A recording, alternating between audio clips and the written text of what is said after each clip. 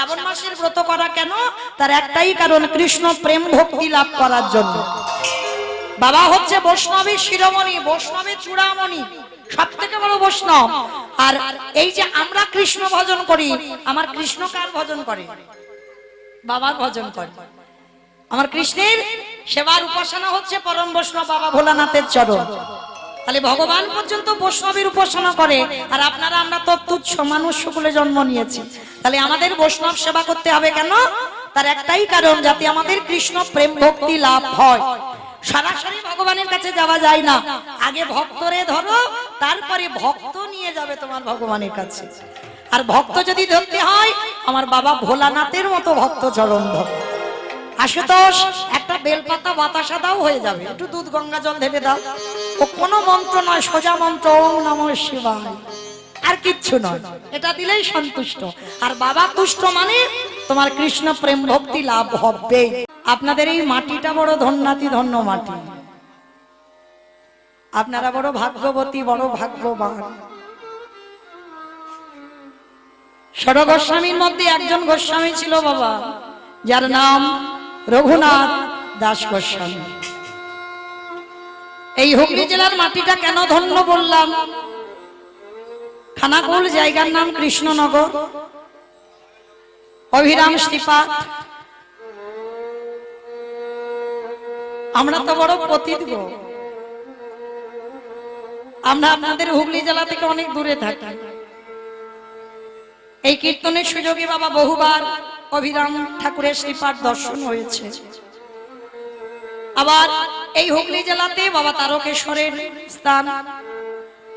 আর আজকে যে লীলা সাধন করব, হুগলি জেলায় আদি সপ্তগ্রাম। আর এই আদি সপ্তগ্রামে জন্ম নিয়েছিল যার নাম ছিল রঘুনাথ দাস গোস্বামী।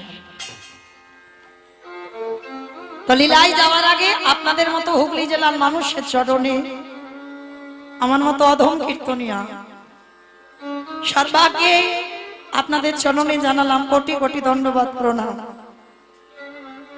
আবার যদি কোনোদিন মনুষ্য জীবনে আসে, যেন কৃপা করে বাবা আপনাদের মতো এরকম ভক্ত হয়ে, যেখানে এত মহৎ ভক্তদের জন্ম হয়েছে, সেই মাটিতে বাবা যেন জন্মটা হয়। তো এই যে বাবা রঘুনাথ দাস, জমিদার বাড়ির ছেলে। বাবা ছিল গোবর্ধন দাস, আর জ্যাঠামশাই হিরণ্য দাস। মায়েরা আস্বাদন হবে কি? রঘুনাথ দাসে বৈরাগ্য। এই রঘুনাথ দাসের চরিত্র শুনলে বুঝতে পেরে যাবেন বাবা কতটা ত্যাগ আসলে তবেই কৃষ্ণ ভজনের অধিকার পাওয়া যায়। আর ত্যাগটা কিভাবে করব? সংসারে থেকে বৈরাগ্য পালনটা কি করে করব? মনে রাখতে হবে বাবা, কলিযুগে কিন্তু সবকিছু ত্যাগ করে সন্ন্যাস নিষিদ্ধ। আর অনেকে মনে মনে করেন বাবা, এই বৈরাগ্য মানে সবকিছু, ছেলে পুলে বউ পরিবার সব ত্যাগ করে দিয়ে চলে যাও, তাহলে তোমার ভজন হয়ে গেল। কিন্তু অত সোজা নয়। কলিযুগে মহাপ্রভু সংসার করেছে, নিতাই চাঁদ সংসার করেছে, অদ্বৈত আচার্য গোসাই সংসার করেছে, আবার শ্রীবাস পণ্ডিত সংসার করেছে, সব সংসার। তাহলে কলিযুগে সংসার ধর্ম বড় ধর্ম। তাহলে সংসারের মধ্যে থেকে বাবা ভজন করতে হবে।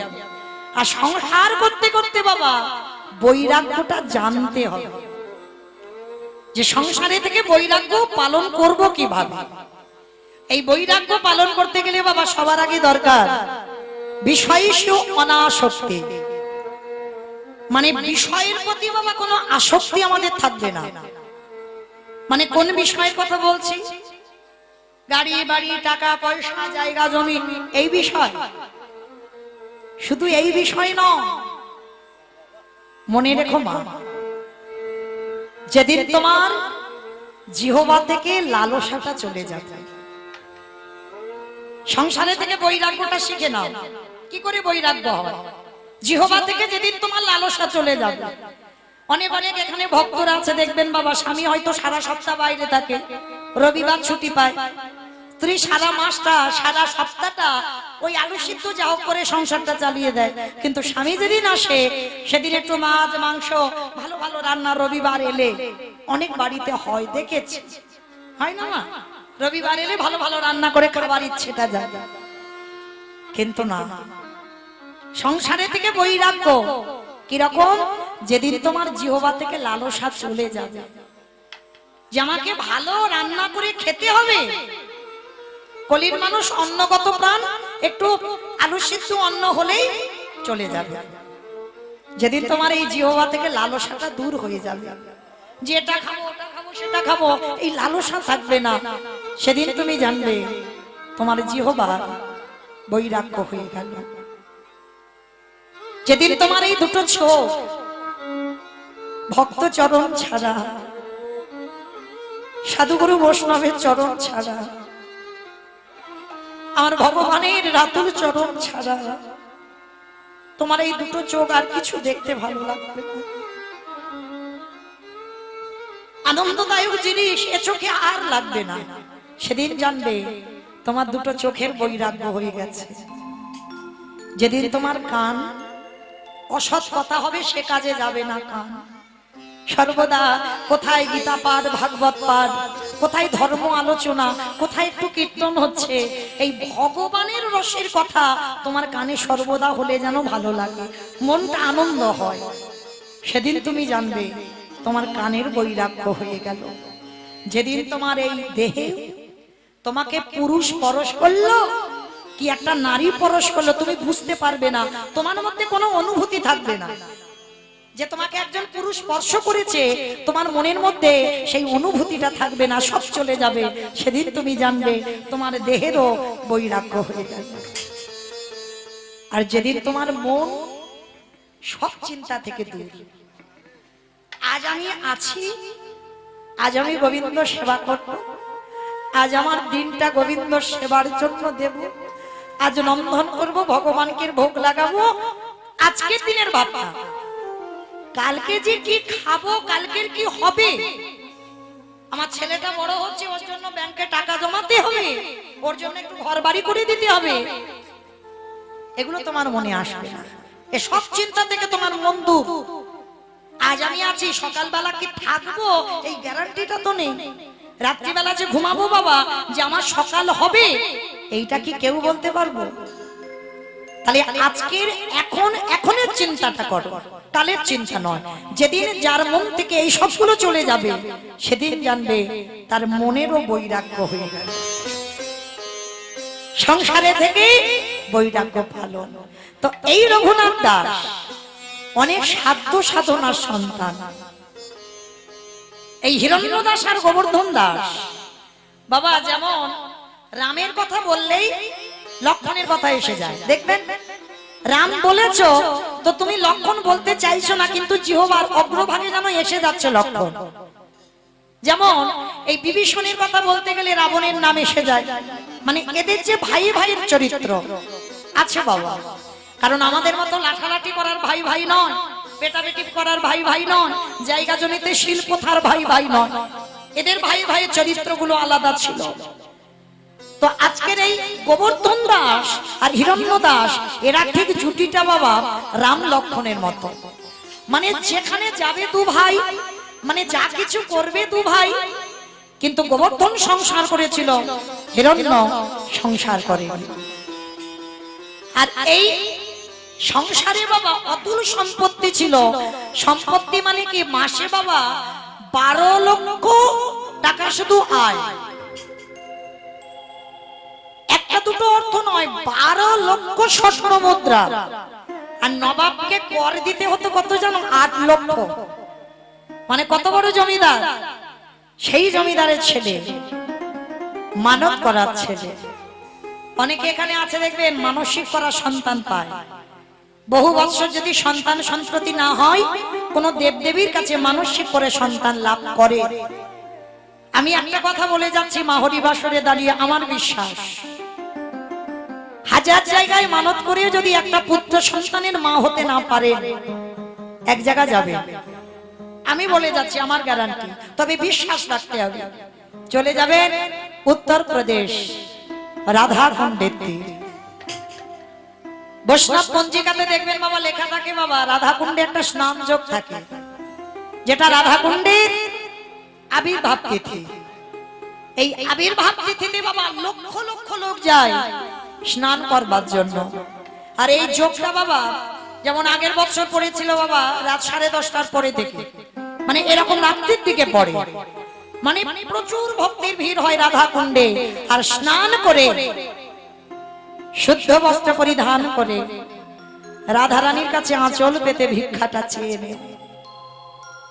নয়ন জলে বুক ভাসি একবার বলো রাধে তুমি করুণাময়ী, তুমি প্রেমময়ী, কৃপা করে তোমার সেবার জন্য, আমার সেবা নয়, তোমার সেবার জন্য আমার সংসারে একটা সন্তান দান করো। এই বিশ্বাসটা নিয়ে বাবা কেউ যদি বলে আমার বিশ্বাস, সে অবশ্যই আমার রাধারানী কৃপা করবে। কারণ কৃষ্ণ বলে কেউ যদি কাঁদে বাবা তার বিচার হবে।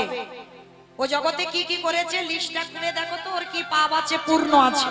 কিন্তু রাধা বলে যদি কেউ কাঁদে কোনো বিচার হয় না বাবা। রাধা বলে কাঁদলে কোনো বিচার হবে না, অহিতুকি কৃপা একেবারে। রাধারানীর চরণ ধরলে কোনো বিচার করবে না, একেবারে রাধারানী ভক্তকে চরণে ঠাঁই দেয়। তো এই রাধাকুণ্ডের তীর, তবে স্নানটা করতে হবে মা শ্যামকুণ্ডে নয়, রাধাকুণ্ডে করতে হবে। কেন? এরও একটা কারণ আছে। কারণ আপনারা জানেন বাবা যেদিন ভগবান কৃষ্ণ অরিষ্টাসুরকে বধ করেছিল, অরিষ্টাসুরকে বধ করে মানে একটা গোমাতাকে তো হত্যা করেছে, গো হত্যা হয়েছে। আর তাতে আমার ভগবান কৃষ্ণচন্দ্র বিশ্বের স্রষ্টা মালিক হয়েও ভগবানের সর্বশরীরটা পাপী হয়েছিল। তা যখন আমার রাধারানীর চরণ পেতে গেছে, রাধারানী বলছে দাঁড়াও, অসম্ভব, আমি তোমাকে কৃপা করতে পারি না, তুমি আমাকে ছুঁয়েও দেখবে না, কারণ তুমি হচ্ছে ঘোর পাপী। রাধে আমি পাপী? মানে হ্যাঁ তুমি পাপী, কারণ তুমি যদি পাপী না হবে তুমি ওই যে অরিষ্টাসুরকে বধ করলে, ওই যে গো হত্যা করলে। বলে রাধে তুমি কেন বুঝতে পারছো না, ওটা গরুর রূপ ধরেছিল, কিন্তু তুমি তো জানো ওটা তো একটা অসুর। বাবা চিনতে পেরেছিল কি করে ভগবান অসুর বলে? সমস্ত কৃষ্ণের যে নবলক্ষ ধেনু আছে, ধবলি শ্যামলি কালী কমলি মঙ্গলি, সবার মধ্যে ওই অরিষ্টাসুর গাভীর রূপ ধারণ করে ঢুকে গিয়েছিল। আর ভগবান কৃষ্ণ গোষ্ঠ গোচরণ করতে গিয়ে দেখলো সমস্ত গৌমাতার ছায়া পড়ছে, কিন্তু ওই অরিষ্টাসুরের কোনো ছায়া মাটিতে পড়ছে না। ভগবান মনে মনে ভাবছে তাহলে তো একে একবার দেখতে হয়। বুঝতে পেরে গেল অরিষ্টাসুর এসেছে আমাকে বধ করবার জন্য। আর যখনই বুঝতে পারলো তখনই ভগবান ওই গোমাতার ওই পাটা ধরে বন বন বন বন করে ঘুরিয়ে একেবারে ছুঁড়ে ফেলে দিয়ে অরিষ্টাসুর বধ হয়ে গেল। আর ওই গোমাতাকে হত্যা করে আমার ভগবানের শরীরটা পাপী হলো। রাধারানী পাপী বলে ছুঁয়েও দেখবে না গোবিন্দকে। বলছে শোনো, পাপ থেকে মুক্তি তুমি তখনই পাবে তোমাকে 12 বছর তীর্থে স্নান করতে হবে। 12 বছর কৃষ্ণকে তীর্থে যেতে হবে, তীর্থে স্নান করতে হবে। গোবিন্দ হেসে বলল রাধে তোমার মাথা ঠিক আছে তো? তুমি যেমন এক পলক আমাকে না দেখে থাকতে পারো না, আমিও যে তোমাকে এক পলক না দেখে থাকতে পারি না। আর তুমি বলছো কি আমি 12 বছর তীর্থে যাব, আমি বাঁচবো কি করে রাধে তোমার বদন না দেখে?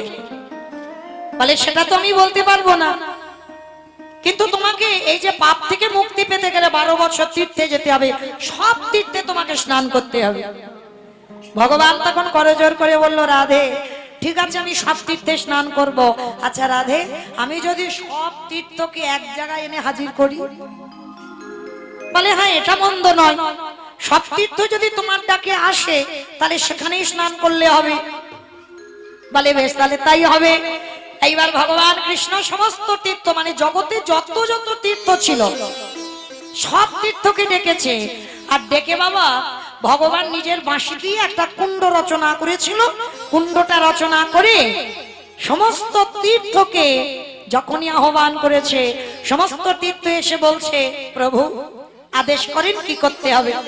বলে দেখো আমি অরিষ্টাসুরকে মেরেছি, আমি পাপী হয়ে গেছি, রাধারানী আমার স্পর্শ নেবে না, আমার মুখও দেখতে চাই না, আমি গোহত্যা করেছি বলে। ওই জন্য তোমাদের তীর্থে স্নান করতে হবে, তোমরা সবাই জল হয়ে এই কুণ্ডে প্রবেশ করো, আমি স্নান করে পবিত্র হব। এইবার ভগবানের আদেশ মতো সমস্ত তীর্থ জল হয়ে ওই কৃষ্ণ যে বাঁশি দিয়ে কুণ্ডটা করেছিল সেই কুণ্ডে জল হয়ে প্রবেশ করলো। ভগবান স্নান করেছে, স্নান করে রাধারানীর কাছে গেছে, রাধে এইবার দেখো আমি তো পাপ থেকে মুক্ত। বলে দাঁড়াও,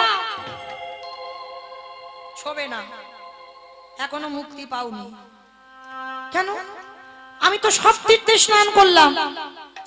বলে যে তীর্থে স্নান করলে সেই তীর্থই তো পবিত্র নয়। যে তীর্থে স্নান করেছ তীর্থ যদি পবিত্র না হয় তা তুমি পবিত্র হবে কি করে? বলে বুঝলাম না। ললিতা বলছে শ্যামসুন্দর বসলে না, তীর্থ পবিত্র তখন হবে যদি রাধা চরণ স্মরণ করে। তাই গৌর প্রেমানন্দে হরি বল হরি বল হরি বল। রাধা চরণ যদি স্পর্শ করে তবেই তো তীর্থ পবিত্র হবে, তার আগে নয়। বলে তুমি পবিত্র হওনি, আবার ডাকো। ভগবান বলল আবার ডাকতে হবে। বলে হ্যাঁ। আবার ভগবান তীর্থকে আহ্বান করলো, সকলের তীর্থ আবার যখন এসে হাজির হলো, ভগবানকে বলছে প্রভু আবার ডাকলি কেন? বলে হে তীর্থগণ তোমরা এখনো পবিত্র হও নাই। বলে কি করে পবিত্র হব? বলি একবার রাধা চরণ পরশ করো, হে রাধে কৃপা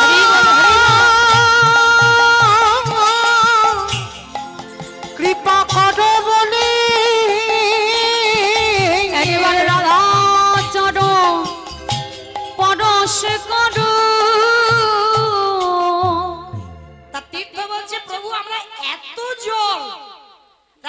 চরণে গিয়ে থাকবো কোথায়? সে জায়গাটা করে দাও। এইবারে ললিতা বিশাখা ইন্দুরেখা চম্পক লতিকা রঙ্গ দিবি তুঙ্গ বিদ্যা সমস্ত সখীরা বললে রাধে রে ওগো আমাদের প্রেমময়ী করুণাময়ী করুণাময়ী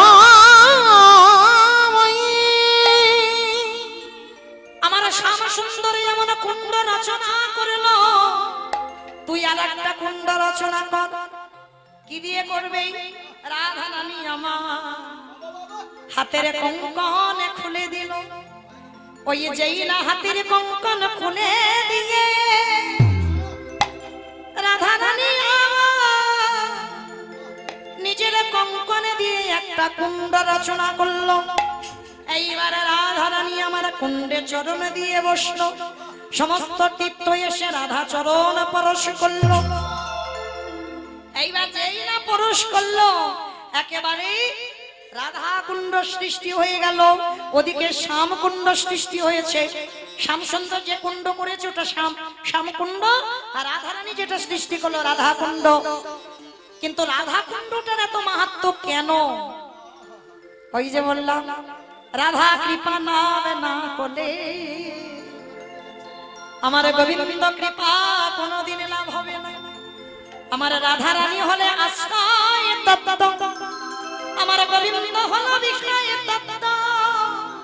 এই জগতে আশ্রয় না করে যদি বিষয়কে ধরা যায় কোনদিন কৃষ্ণ ভক্তি লাভ হবে না।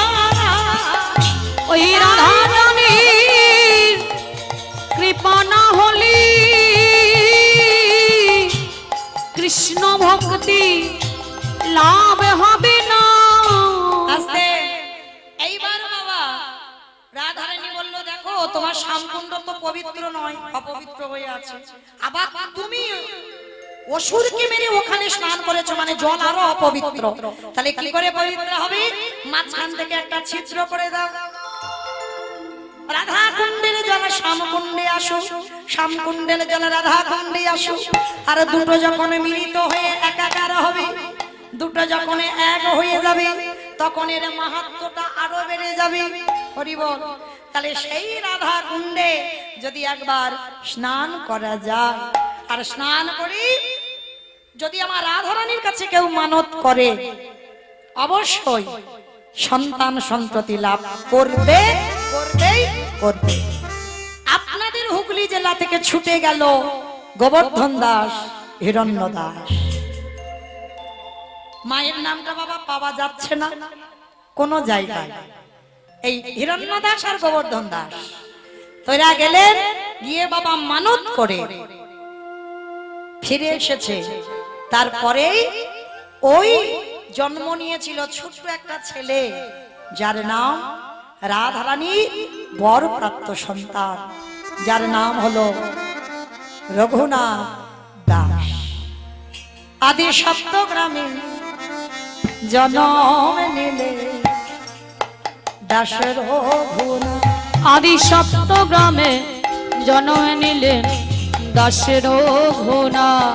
আদি সপ্তগ্রামে জন্ম নিল দাস রঘুনাথ। আদি সপ্তগ্রামে জন্ম নিলেন দাস রঘুনাথ। আবার উলুধ্বনি হরিধ্বনি করিলা ভুবন। হলুধ্বনি হরিধ্বনি হরিলা ভুবন। উলুধ্বনি হরিধ্বনি করিল ভুবন। জয় দাও জয় দাও জয় রাও জয় রাও জয় দাও জয় দাও জয় রাও জয় রাও। আজ রঘুনাথের জন্ম হলো। জয় রাও জয় রাও আজ রঘুনাথের জন্ম হলো। জয় রাও জয় রাও।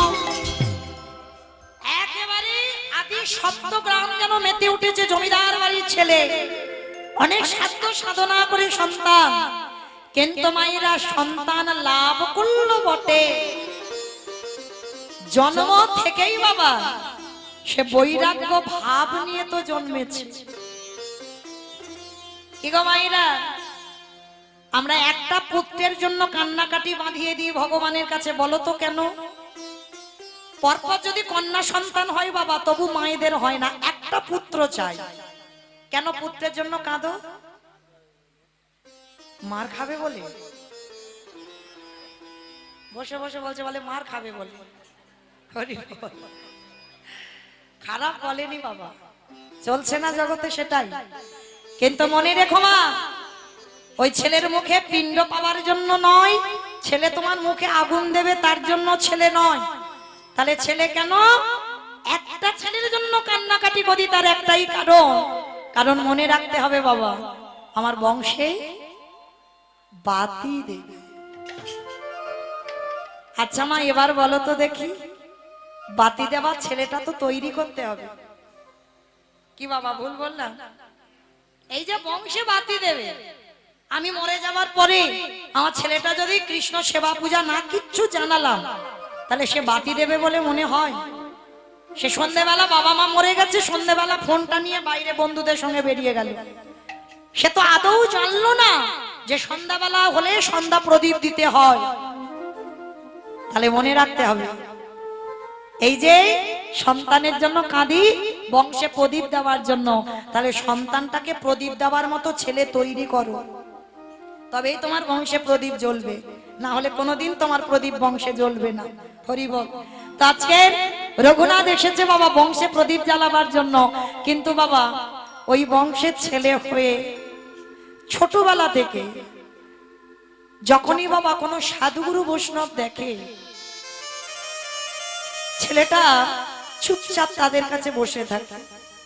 ছোটবেলা থেকে রাস্তা দিয়ে যদি কোনো বৈষ্ণব চলে যায়, রঘুনাথ যেন পাগলের মতো, মানে হৃদয়টা যেন আঁকুপাকু করে, মানে পাগলের মতো দরজা খুলে দিয়ে বাবা যেন পাগলের মতো ছিটকে যেন ঘর থেকে বেরিয়ে যায়।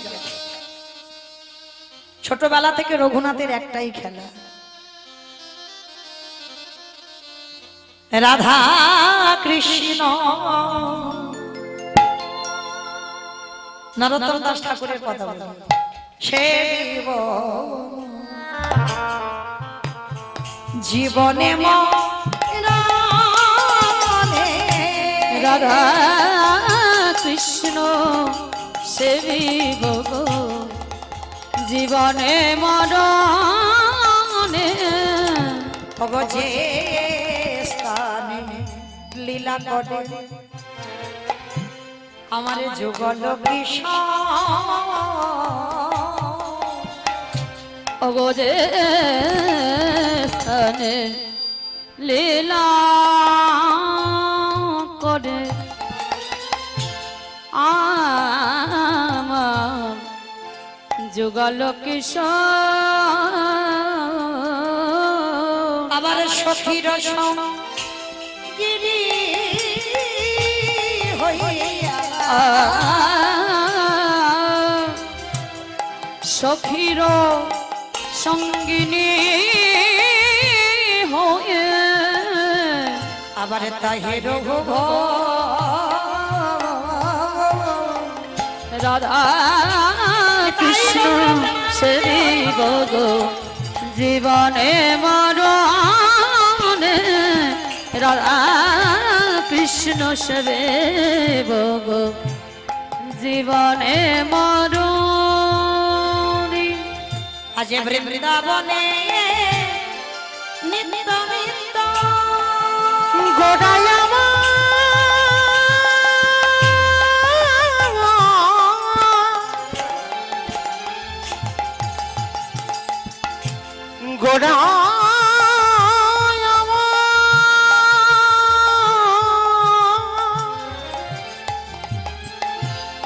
গোড়ায়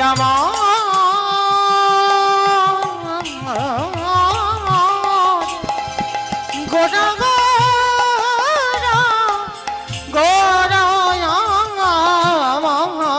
বৃন্দাবনে নিত্য নিত্য যুগল লীলা আবার প্রার্থনা রয়ে সদাই নরোত্তম বলি প্রভু ওই চরণে আমি শরণে নিলাম আমার এই দেহ মন প্রাণ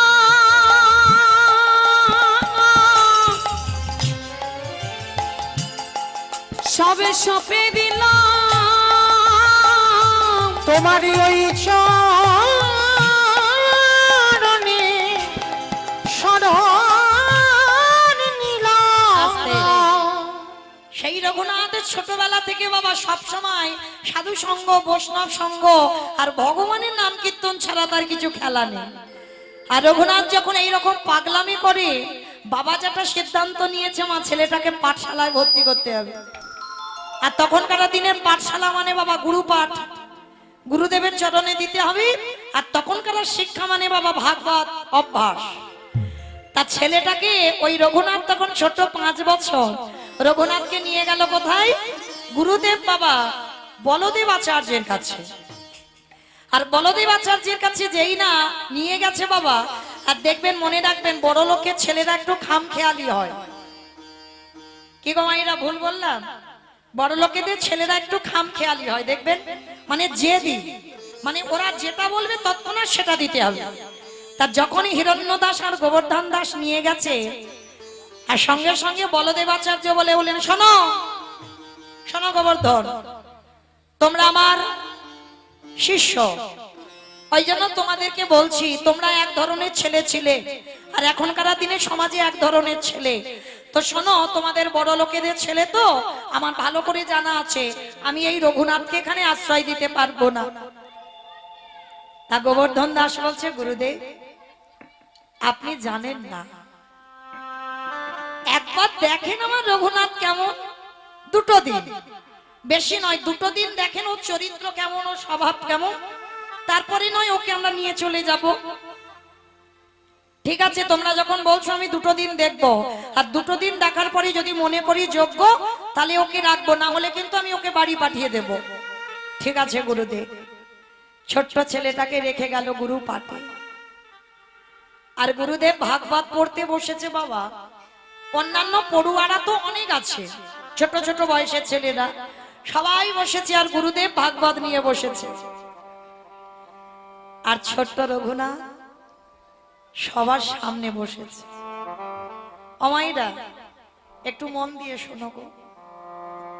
একটা ছোট্ট ছেলে, তার ভাবটা কেমন কৃষ্ণের প্রতি। রঘুনাথ সামনে বসেছে, গুরুদেব ভাগবত পড়ছে, আর কিছুক্ষণ পড়ার পরে অন্যান্য পড়ুয়ারা বাবা সব চঞ্চল তো বাচ্চা বয়সের ছেলে, সবাই চলে গেছে খেলতে, আর গুরুদেব পাঠ করে যাচ্ছে, আর রঘুনাথ সবার সামনে বসে বাবা নয়ন জলে বক্ষ যুগল ভাসাচ্ছে। গুরুদেব পাঠ করে যাচ্ছে, অত খেয়াল করেনি বাবা যে কেউ বসে নেই, শুধু রঘুনাথ একা বসে আছে, ছোট্ট 5 বছরের ছেলে।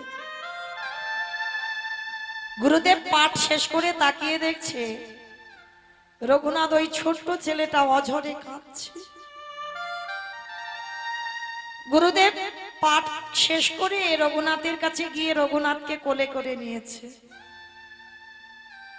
আহা,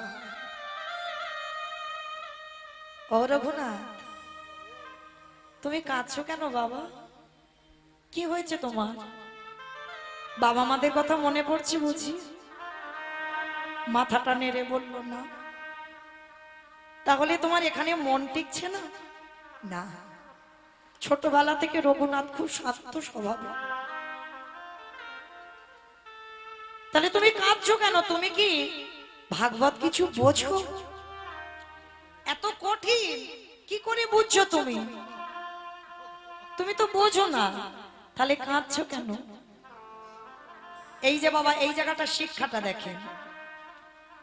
একটা ছোট্ট বাচ্চাকেও কিন্তু গুরুদেব তুমি বলে সম্বোধন করলো কেন? এটাই তো শিক্ষা বাবা। যে শিক্ষা দেবে তার নিজেরই যদি শিক্ষা না থাকে বাবা, শিক্ষাটা দেবে কি করে?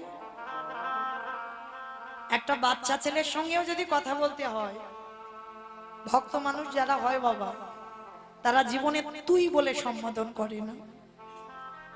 সে যত ছোট হোক, তুমি বলে সম্বোধন করা নিয়ম। কারণ তুমি যদি তাকে তুমি বলে সম্বোধন করো, সে ছোটবেলা থেকে জানবে প্রত্যেকটা মানুষকে তুমি বলে সম্বোধন করতে হয়। ছোট বলে যে তুই বলবো না, গুরুদেব তো ওইটুকু বাচ্চাকে তুই বলে সম্বোধন করতে পারতো, কিন্তু না, তুমি বলে সম্বোধন করছে। তার রঘুনাথকে জিজ্ঞাসা করছে, বাবা বলো না তোমার কি হয়েছে, তুমি কাঁদছো কেন? রঘুনাথ গুরুদেবের চরণ দুটো ধরে বলছে, গুরুদেব আমি কি তারে পাবো না? ভালো করে শোনেন মা, আপনাদের এই মাটিরই তো ছেলে গো।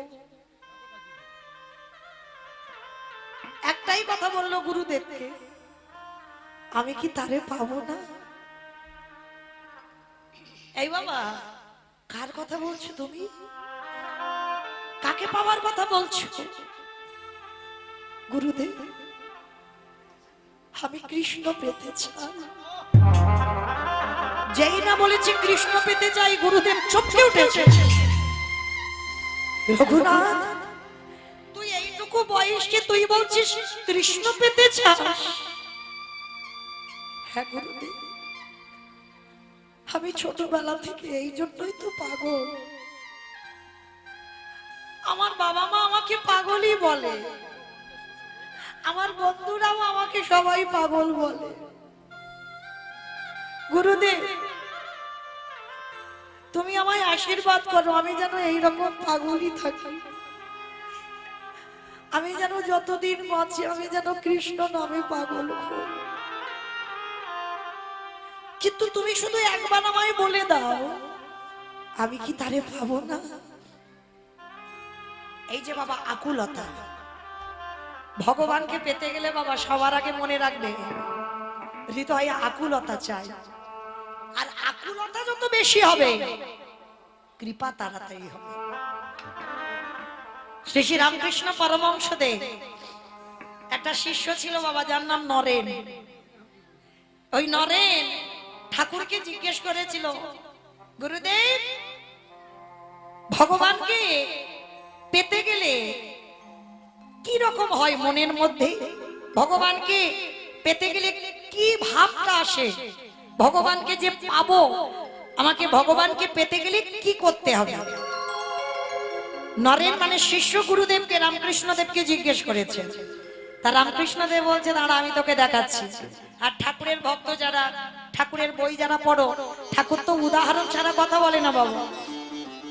ঠাকুর কি করেছে, দক্ষিণেশ্বরে থাকে তো, ঠাকুর গিয়ে কি করেছে বাবা, ওই নদীর ঘাটে নেমে নরেনকে বলছে এই খোকা একবার ডুব দে তো দেখি। তা নদীর জলে ডুব দিয়েছে, ওই যে দক্ষিণেশ্বরে যে গঙ্গা, যেই না ডুব দিয়েছে বাবা, আর দিতেই ঠাকুর কি করেছে জানো, নরেনের মাথাটা নিয়ে জলের ভিতরে চেপে ধরে। ওমা বলো যদি মাথাটা কেউ চেপে ধরে কি অবস্থাটা হবে। আর নরেন কি করছে, মানে উঠতে পারছে না, বারবার তাড়াতাড়ি করছে উঠবে বলে, আর ঠাকুর তত জোরে চেপে ধরে আছে। আর যখন মানে অনেক শেষ প্রান্তে চলে গেছে, মানে হাঁসফাঁস হচ্ছে, তখন ঠাকুর আমার হাতটা ছেড়ে দিয়ে, আর যেই না হাতটা ছেড়ে দিয়েছে নরেন একেবারে জলের ভিতর থেকে উঠেছে। উঠে বাবা দম তো হাঁসফাঁস করে পড়ছে। উফ বাবা, এই জন্য তোমায় বলে পাগল। পাগলের মতো আমার জলের তলায় মাথাটা গুঁজে ধরে আছো, আর একটু হলে তো আমি মরে যেতাম। তার ঠাকুর হেসে বলছে এই শালা। ঠাকুর তো শালা শালা বলে না, ঠাকুরের বই পড়বেন দেখবেন ঠাকুর শালা বলে। কোন শালা? বউয়ের ভাই শালা না, পাঠশালা না, গোশালা না, তাহলে কোন শালা? শা মানে মুক্তি, লা মানে নৌকা। ওই মুক্তির নৌকাতে ঠাকুরে পারা হবে। এইবার নরেনকে বলছে এই শালা, তুই তো জিজ্ঞেস করলি ভগবানকে পেতে গেলে মনের মধ্যে কি হয়। বলি ঠাকুর আমি জিজ্ঞেস করলাম বলে তুমি জলের মধ্যে আমার মাথাটা গুঁজে ধরে থাকবে? বলে হ্যাঁ রে নরেন, যখন আমি তোর মাথাটা চেপে ধরেছিলাম জলের ভিতরে কিরকম হচ্ছিল বলতো? ঠাকুর তো একটু রসিক তো, বলছে বলতো কিরকম হচ্ছিল? বলে গুরুদেব আমার ভেতরটা যেন হাঁকু পাকু করছিল, মানে এই যেন প্রাণটা বেরিয়ে যায়, এই যেন প্রাণটা বেরিয়ে যায়। শোন শালা, ভগবানকে পেতে গেলে মনের মধ্যে যতক্ষণ না ওই আঁকু পাকুটায় আসে, কোনদিনই আমার গোবিন্দ চরণে পাওয়া যাবে না। দয়াল গুরুদেব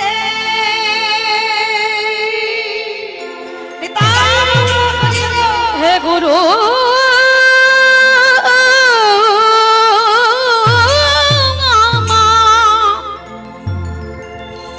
আমায়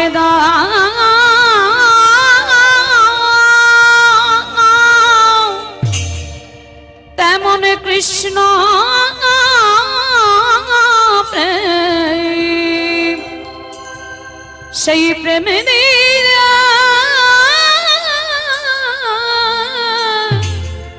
আমি কৃষ্ণ চরণ